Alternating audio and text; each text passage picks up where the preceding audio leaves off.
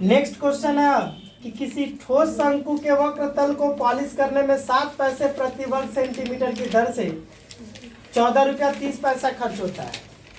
तो बोल रहा है क्या, शंकु का आयतन ज्ञात करो। यदि शंकु की तिर्यक ऊंचाई 13 सेंटीमीटर हो तो शंकु का तिर्यक ऊंचाई हमको 13 सेंटीमीटर दे दिया और कुछ नहीं दिया, और सिर्फ बोल रहा है क्या कि उस शंकु को 7 पैसे प्रति वर्ग सेंटीमीटर की दर से खर्च करने में पॉलिश करने में 14 रुपया 30 पैसा खर्च होता है। अभी इसके पहले हम लोग जो सम किए उस सम में यही चीज हम लोग देखे थे कि 7 पैसे प्रति वर्ग सेंटीमीटर की दर से उसको पॉलिश करने में 14 रुपया 30 पैसा खर्च हो रहा था। तो उसी सम को हम उलट करके हम एक नया सम बना दिए कि एक शंकु है, उस शंकु के वक्र तल को जब पॉलिश किया जा रहा, तो वक्र तल को पॉलिश करने का मतलब क्या हुआ, वक्र तल के क्षेत्रफल को पॉलिश किया जा रहा। तो 7 पैसे प्रति वर्ग सेंटीमीटर की दर से, मतलब 1 वर्ग सेंटीमीटर को पॉलिश किया जा रहा, तो 7 पैसा खर्च हो रहा। तो 7 पैसा प्रति वर्ग सेंटीमीटर की दर से जब पूरे वक्र तल को अगर पॉलिश किया गया है तो पूरे वक्र तल को पॉलिश करने में इतना रुपया खर्च हो रहा है। तो बोला तो शंकु का आयतन क्या होगा, और शंकु की तिर्यक ऊंचाई हमको दे दिया हुआ है कि 13 सेंटीमीटर है। कैसे करेंगे सम को, तो मेंसुरेशन का जितना सारा सम हम लोग बनाते हैं तो उसमें क्या करते हैं, हमारा फोकस कहाँ होना चाहिए, तो सवाल में क्या पूछा है, जो पूछा है सबसे पहले उसी के बारे में हम लोग सोचेंगे, उसी पर पहला हम लोग फोकस करेंगे। तो हमसे क्वेश्चन क्या कर रहा है, शंकु का आयतन क्या है, आयतन निकालना है, हमको आयतन निकालने को बोला है।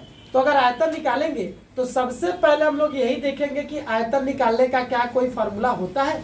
तो हाँ, आयतन निकालने का एक फार्मूला होता है 1/3 पाई r स्क्वायर h। ये अब देखेंगे कि इसमें हमको क्या क्या चाहिए आयतन निकालने के लिए। आयतन निकालने का एक फार्मूला है, तो इस फार्मूले में हमको क्या क्या चाहिए। तो इस फार्मूले को जब देख रहे हैं तो इस फार्मूले में आयतन निकालने के लिए हमको r चाहिए और h चाहिए। r मतलब अर्धव्यास और h मतलब ऊंचाई। तो हमको r चाहिए, अर्धव्यास चाहिए और ऊंचाई चाहिए। अब सवाल पढ़ेंगे और देखेंगे कि सवाल में कहीं अर्धव्यास और ऊंचाई दिया है क्या। तो सवाल हम पढ़ लिए, पढ़ने के बाद हमको कहीं नहीं दिया, ऐसा मेंशन ही नहीं किया, ऐसा दिया ही नहीं है कि हाँ सवाल में कहीं अर्धव्यास या तिर्यक ऊंचाई हो। हमको सवाल में तिर्यक ऊंचाई दिया है लेकिन अर्धव्यास और ऊंचाई नहीं दिया है। तो जब तक ये अर्धव्यास पता ना हो और जब तक ये ऊंचाई पता ना हो तब तक हम लोग आयतन निकाल ही नहीं पाएंगे, निकल ही नहीं पाएगा जब तक अर्धव्यास और ऊंचाई हमको पता ना हो। तो क्या ये सवाल गलत दिया है, ना दे करके भूल किया, नहीं, ना कोई भूल है ना सवाल गलत है, बल्कि सवाल के देने का मकसद ये है कि हमको निकालना पड़ेगा अर्धव्यास और ऊंचाई सवाल के अंदर से, जहां छुपा है वहीं से निकालना पड़ेगा। तो कहने का मतलब अर्धव्यास और ऊंचाई है, तो अर्धव्यास और ऊंचाई को अगर हमको निकालना है तो अर्धव्यास और ऊंचाई निकालने का हमारा जो फार्मूला है, मेन जो एक फार्मूला है जिसमें अर्धव्यास ऊंचाई और तिर्यक ऊंचाई रहती है, वो फार्मूला हमारा ये है l² = h² + r²। ये लेकिन इस फार्मूले से भी हम लोग नहीं निकाल पाएंगे, क्योंकि ये वाला फार्मूला कब अप्लीकेबल होता है, जब 2 राशियों का मान पता हो और एक राशि का मान निकालना हो। हमको तो 2 राशियों का मान निकालना है, तो ये तो फार्मूला होगा ही नहीं होगा। एक राशि का मान पता और 2 राशियों का मान निकालना, तब तो ये फार्मूला अप्लाई होगा ही नहीं। आई बात समझ में। तो कहने का मतलब ये फार्मूला हम लोग अप्लाई नहीं कर सकते। तो r और h का मान निकालने के लिए जब ये फार्मूला अप्लाई नहीं होगा तो क्या r और h का मान निकालने के लिए कोई और फार्मूला है, बिल्कुल नहीं है। r और h का मान निकालने के लिए कोई फार्मूला नहीं। सवाल में हमको r और h पूछा भी नहीं है कि सवाल में r और h मतलब अर्धव्यास और ऊंचाई कितनी है, सवाल में कहीं पूछा भी नहीं है। अगर पूछा रहता तो इसको मानते, नहीं पूछा है तो हम नहीं मानेंगे, डायरेक्ट करेंगे। तो कैसे करेंगे, आखिर r और h निकालेंगे कैसे। तो हम चाहे तो r और h को मान भी सकते हैं, नहीं भी मान सकते हैं, डायरेक्ट कर सकते हैं। तो r और h का मान निकालने के लिए तब क्या करेंगे, तब हम लोग डायरेक्ट अगर करेंगे तो डायरेक्ट करने के लिए हम लोग क्या करेंगे, तो समीकरण बनाएंगे। या तो मान लेंगे तो मान करके समीकरण बनाएंगे, चाहे बिना माने भी समीकरण बना लेंगे। तो हम लोग समीकरण बनाएंगे। सबसे पहले समीकरण बनेगा कैसे, तो सवाल में जो दिया हुआ वही निकाल के बराबर दिखा देंगे, है ना। बराबर क्यों दिखाते हैं, समीकरण बनाने के लिए। और बराबर दिखाने का कारण क्या है, तो बराबर इसलिए दिखाते हैं क्योंकि उसमें जो छुपा है वो हमको पता चल जाएगा। r छुपा है तो r पता चल जाएगा, h छुपा है तो h पता चल जाएगा। तो सवाल में हम पढ़े तो हम देख रहे हैं क्या कि सवाल में हमको वक्र तल के क्षेत्रफल को पॉलिश करने का कुल खर्च दिया है। तो हम तो पहले भी बताए थे कि सवाल में जो दिया हुआ वही निकाल के बराबर दिखाएंगे। सवाल में अगर वक्रतल का क्षेत्रफल दिया तो वक्रतल के क्षेत्रफल को क्षेत्रफल के बराबर दिखाएंगे। संपूर्ण तल का क्षेत्रफल है तो संपूर्ण तल का क्षेत्रफल को बराबर दिखाएंगे। अगर हमको आयतन दिया हुआ तो आयतन को आयतन के बराबर दिखाएंगे। अगर वक्रतल के क्षेत्रफल का खर्च दिया है तो खर्च निकाल के खर्च के बराबर दिखाएंगे।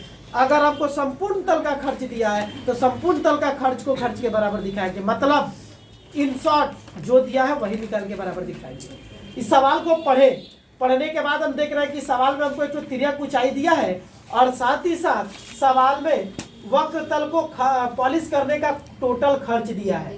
ये जो दिया हुआ हमको वक्रतल के क्षेत्रफल को पॉलिश करने का खर्च दिया, मतलब ये वक्रतल के क्षेत्रफल का खर्च है। आई बात समझ में? वक्रतल के क्षेत्रफल का क्या है? खर्च है। तो हम समीकरण बनाएंगे। तो समीकरण कैसे बनाएंगे? तो सवाल में जो दिया हुआ है वही निकाल के बराबर दिखाएंगे, है ना। तो सवाल में हमको दिया क्या है? वक्रतल के क्षेत्रफल का खर्च दिया है, तो हम भी वक्रतल के क्षेत्रफल का खर्च निकाल करके खर्च को खर्च के बराबर दिखा देंगे। तो अब जरूरी बात है ये समझना कि वक्रतल के क्षेत्रफल का खर्च निकलेगा कैसे। दिया तो नहीं ना कैसे उठा के डाल दिए, निकलेगा कैसे?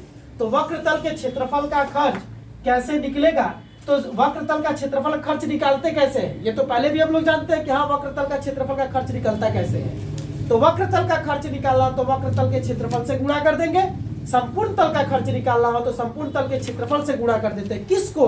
उस दर को जिस दर से खर्च हो रहा है। किस दर से खर्च हो रहा है? 7 पैसे की दर से। तो 7 पैसे को हम लोग गुणा कर देंगे किसको? वक्रतल के क्षेत्रफल को। तो वक्रतल का क्षेत्रफल का खर्च निकल जाएगा।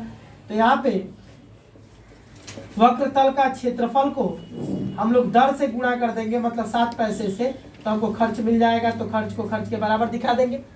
तो अब जरूरी बात है ये समझना कि वक्रतल का क्षेत्रफल निकलेगा कैसे। गुणा तो कर देंगे तो समझ में आ जा रहा है कि वक्रतल के क्षेत्रफल को गुणा कर देंगे, लेकिन वक्रतल का क्षेत्रफल निकलेगा कैसे? इसका फॉर्मूला है पाई आर एल। तो पाई आर एल से 7 पैसे का इंटू कर देंगे तो ये मिल जाएगा हमको क्या? वक्रतल के क्षेत्रफल का खर्च। और यही वक्रतल के क्षेत्रफल के खर्च को खर्च के बराबर दिखा देंगे। इस सब को हम 2 तरीके से बताएंगे। एक तरीका तो ये है, एक और तरीका है उससे भी बताएंगे। तो ये होगा हमारा क्या? वक्रतल के क्षेत्रफल का खर्च निकाल लेंगे और खर्च को खर्च के बराबर दिखा देंगे, समीकरण बनेगा। अब ये बराबर दिखाने का कारण यह है कि इस खर्च में जो छुपा है वो निकल जाएगा। इस खर्च में अगर अर्धव्यास छिपा है तो अर्धव्यास मिल जाएगा, तिर्यक ऊंचाई पता अगर छिपी है तो तिर्यक ऊंचाई मिल जाएगी। आई बात समझ में? जो इसमें छिपा है वो हमको पता चल जाएगा। इसीलिए हम लोग बराबर दिखा करके समीकरण बनाते हैं। समीकरण बना तो जो छिपा है इसमें वो पता चल जाएगा। तो क्या करेंगे हम लोग? डायरेक्ट करेंगे। तो क्या करेंगे हम लोग? वक्रतल का क्षेत्रफल का खर्च निकाल के खर्च को खर्च के बराबर दिखाएंगे। तो उससे पहले हमको वक्रतल का क्षेत्रफल पता होना चाहिए कि वक्रतल का क्षेत्रफल क्या है, तब हम लोग उसको दर से इंटू करेंगे तो खर्च मिलेगा। तो पहले यहाँ पे सबसे पहले यही मानेंगे, माना शंकु के, मतलब अब हम लोग तिर्यक, अर्धव्यास और ऊंचाई को मान नहीं रहे हैं, पूछा नहीं है सवाल में, मानने की जरूरत नहीं है, डायरेक्ट कर रहे हैं। तो डायरेक्ट करने का मतलब क्या? वक्रतल का क्षेत्रफल का खर्च निकाल के खर्च के बराबर। तो वक्रतल का क्षेत्रफल का खर्च कैसे निकलेगा? जब वक्रतल का क्षेत्रफल पता हो। तो वक्रतल का क्षेत्रफल कैसे निकलेगा? तो उसका फॉर्मूला पाई आर एल, मतलब यही है हमारा वक्रतल का क्षेत्रफल। तो डायरेक्ट हम लोग अर्धव्यास और ऊंचाई न मान करके हम लोग डायरेक्ट वक्रतल का क्षेत्रफल मानेंगे और क्षेत्रफल से दर को इंटू करेंगे तो खर्च मिलेगा, खर्च को खर्च के बराबर। तो यहाँ पे डायरेक्ट हम लोग क्या मानेंगे? वक्रतल का क्षेत्रफल। तो माना शंकु के वक्रतल का क्षेत्रफल, हम लोग ये माना लिख भी सकते हैं, नहीं भी लिख सकते हैं, डायरेक्ट हम लोग कर सकते हैं बिना माने भी। तो शंकु के वक्रतल का क्षेत्रफल हो जाएगा कितना? पाई आर एल। यहाँ पे क्या है? दोनों आर और एल क्या है तो लिख देंगे। तो आर हो गया अर्धव्यास और एल हो गया तिर्यक ऊंचाई। ब्रैकेट में लिख देने का मतलब ये हो गया ना कि हम लोग मान ही लिए एक तरह से, आर अर्धव्यास और एल तिर्यक ऊंचाई। तो ये हो गया हमारा क्या? वक्रतल का क्षेत्रफल। तो क्या इसको हम लोग इसके बराबर दिखा देंगे? ये क्या है? क्षेत्रफल है और ये क्या है? खर्च है। ये खर्च किसका है? वक्रतल के क्षेत्रफल का। तो ये तो अभी वक्रतल का क्षेत्रफल निकला है ना, वक्रतल के क्षेत्रफल का खर्च निकला है क्या? तो वक्रतल का क्षेत्रफल का अभी खर्च निकालेंगे तब खर्च को खर्च के बराबर दिखाएंगे। यहाँ पे लिखेंगे कि शंकु के वक्रतल को पॉलिश करने का खर्च। तो पॉलिश करने का खर्च क्या होगा, तो पाई आर एल से 7 पैसे को इंटू कर देंगे। तो जैसे ही हम लोग यहाँ पे 7 पैसा का इंटू करेंगे तो जो भी निकल के आएगा वो मेरा किस में आएगा, पैसा में आएगा। तो इस पैसे के साथ इसको ये बराबर दिखा देंगे, बिल्कुल नहीं। क्यों नहीं बराबर दिखा सकते, क्योंकि ये पैसा है, ये रुपया है। ये रुपया में अगर है तो रुपया निकाल के ही बराबर दिखाएंगे, थोड़ा सा भी 1 इंच का भी फर्क नहीं होना चाहिए। तो पाई आर एल इंटू 7 पैसा है, तो इस पैसा को हम लोग जानते हैं कि 100 से भाग दे देंगे तो रुपया में बदल जाएगा, रुपया में बदल जाएगा। तो ये हो गया हमारा वक्रतल के क्षेत्रफल को खर्च, मतलब वक्रतल के क्षेत्रफल का खर्च मिल गया। अब यही खर्च हमको इतना दिया हुआ है, तो इस खर्च को इस खर्च के बराबर दिखाएंगे, समीकरण बन जाएगा। तो पाई आर एल इंटू 7/100 बराबर कितना हो जाएगा, 14.30। तो अब यहाँ से क्या करेंगे, तो pi r l into 7 is equal to 14.30 into 100, मतलब क्या किए, क्रॉस इंटू कर दिए। इसके नीचे मान लेते हैं कि 1 है तो ये 1 इससे इंटू करेगा तो इतना हो गया, और ये 100 से इसका इंटू होगा तो इतना। तो अब मान पुट अप करेंगे तो पाई का मान 22/7 इंटू आर पता नहीं है, निकल जाएगा, और एल मतलब तिर्यक ऊंचाई, सवाल में तिर्यक ऊंचाई हमको दे दिया हुआ है 13 इंटू 7। हम चाहे तो तिर्यक ऊंचाई को पहले भी मेंशन कर सकते हैं कि शंकु की तिर्यक ऊंचाई इतनी है, लिख सकते हैं, कोई दिक्कत नहीं है। ये हो जाएगा 1430 इंटू 100/100। अब ये क्या हुआ, पॉइंट को हटा दिए, तो पॉइंट के लिए 1 और पॉइंट के बाद 2 संख्या तो 2 तो 0, ये 100 और ये 100 कट गया। कटने के बाद ये 7 से इधर ये 7 कट गया। अब यहाँ से r का मान निकलेगा, तो कैसे, 1430 इधर जैसा था वैसी रहा। ये 22 और 13 r को छोड़ के बराबर के उस तरफ जाएगा, तो 22 और 13 यहाँ पे r से इंटू कर रहा, तो इधर आकर के दोनों का दोनों भाग करेगा, मतलब नीचे आ जाएगा। अब काट देंगे 11 से, 11 दूना 22, और ये कटेगा 11 एकम 11, फिर 11 एकम 11, 11 तिया 33, फिर 0, फिर ये 2 से कट जाएगा हमारा 65 बार में, फिर 13 से कट जाएगा 5 बार में। तो r का मान कितना मिल गया, मतलब अर्धव्यास मिल गया हमको 5। जब अर्धव्यास मिल गया तो हम क्या बोले थे, हमको क्या निकालना, आयतन निकालना। तो आयतन के लिए r चाहिए और h चाहिए, तो r मिल गया। अब हमको निकालना है h। तो अब देखते हैं कि h निकालने के लिए अगर ये वाला फार्मूला अगर यूज हो जाए तो कर सकते हैं। तो देख रहे हैं क्या कि इस फार्मूले को यूज करने के लिए 2 राशि का पता होना जरूरी है। हमको h निकालना है, तो h के लिए हमको l और r का होना बहुत जरूरी है। तो l मतलब तिर्यक ऊंचाई हमको तो पहले ही सवाल में दे दिया है 13, और r मतलब अर्धव्यास अभी अभी हम लोग निकाले कि r कितना है। बस जब पता चल गया तो आराम से हम लोग निकाल सकते हैं। तो यहाँ पे लिखेंगे कि L square equal to H square plus R square. तो एल स्क्वायर, एल का मान दिया है 13, उसका स्क्वायर, फिर एच मतलब और ऊंचाई, ऊंचाई हमको निकालना है, प्लस आर स्क्वायर, आर मतलब अर्धव्यास, अर्धव्यास दिया हमको 5, उसका स्क्वायर, फिर ये हो जाएगा 169, फिर एच स्क्वायर प्लस 25। तो 169 ये 25 इधर जाएगा तो इधर प्लस है, तो इधर आकर के माइनस हो जाएगा, इक्वल टू एच स्क्वायर। तो एच का जब मान निकालेंगे तो स्क्वायर हटा दें, ये दोनों घट के आ गया 144। यहाँ से जब स्क्वायर हटाएंगे तो इधर वर्गमूल निकलेगा, तो वर्गमूल जब निकलेगा तो 144 का वर्गमूल हो जाएगा कितना मेरा, 12। मतलब शंकु की ऊंचाई भी पता चल गई हमको कि शंकु की ऊंचाई कितनी है। तो जब आर और एच पता चल गया तो आयतन किस बात की देरी है, निकल जाएगा। यहाँ पे लिखेंगे इसलिए शंकु का आयतन कितना हो जाएगा, तो शंकु का आयतन हमको 1/3 पाई आर स्क्वायर एच फार्मूला से निकल जाएगा। तो 1/3 पाई का मान 22/7 इंटू आर मतलब अर्धव्यास 5, उसका स्क्वायर इंटू एच मतलब ऊंचाई, ऊंचाई हमको कितना दिया हुआ है 12, अभी अभी निकाल के लाए। अब ये सॉल्व होगा तो ये 3 से 12 कट जाएगा 4 बार में, और ये हो जाएगा 22/7 इंटू 5 का स्क्वायर 25 इंटू ये कट जाएगा 4, ये पूरा इंटू करके ऊपर में हो जाएगा 2200/7, और जब पूर्णांक में तोड़ देंगे तो 314.2/7 घन सेंटीमीटर हो जाएगा हमारा। अब इसी क्वेश्चन को अब हम लोग सेकंड मेथड से इसी को करेंगे। सेकंड मेथड से कैसे करेंगे, तरीका वही रहेगा, तरीका वही रहेगा, सिर्फ पहला जो तरीका वो बदला जाएगा। क्या, अगर हमको दोनों खर्च दिया, मतलब अगर दर भी दिया, जिस दर से खर्च कर रहा है वो भी दिया है, और टोटल खर्च दिया है, चाहे वो खर्च संपूर्ण तल का हो और चाहे वक्र तल का हो और चाहे जिसका भी हो, है ना। अगर दर दिया, जिस दर से खर्च कर रहा है, जिस दर से खर्च हो रहा है वो दिया है, और टोटल खर्च दिया है, तो अगर हम लोग दोनों खर्च को अगर एक दूसरे से भाग दे दे, मतलब दर से कुल खर्च को अगर भाग दे दे, तो जो छिपा है वो हमको पता चल जाएगा। मतलब टोटल खर्च हमको कितना दिया हुआ है, 14 रुपया 30 पैसा टोटल खर्च, वक्र तल का खर्च है। और दर कितना दिया हुआ है, 7 पैसा, 7 पैसे की दर से खर्च हो रहा था, मतलब 1 वर्ग सेंटीमीटर पर पॉलिश हो रहा, तो 7 पैसा खर्च हो रहा, तो 1430 रुपया में पूरा वक्र तल पर पॉलिश हुआ है। तो इसका मतलब 1430 रुपया में क्या छिपा है, वक्र तल का क्षेत्रफल छिपा है। तो हम क्या बोले कि अगर हमको दर दिया हुआ है, जिस दर से खर्च हो रहा वो, और टोटल कुल खर्च दिया हुआ है, तो हम लोग इस दर से अगर कुल खर्च को अगर भाग दे देना, तो हमको इस कुल खर्च में जो छुपा हुआ है वो पता चल जाएगा। इस कुल खर्च में, ये कुल खर्च किसका है, वक्र तल का है, मतलब ये कुल खर्च किसके लिए, वक्र तल के लिए, मतलब इस खर्च में वक्र तल का क्षेत्रफल छुपा हुआ है।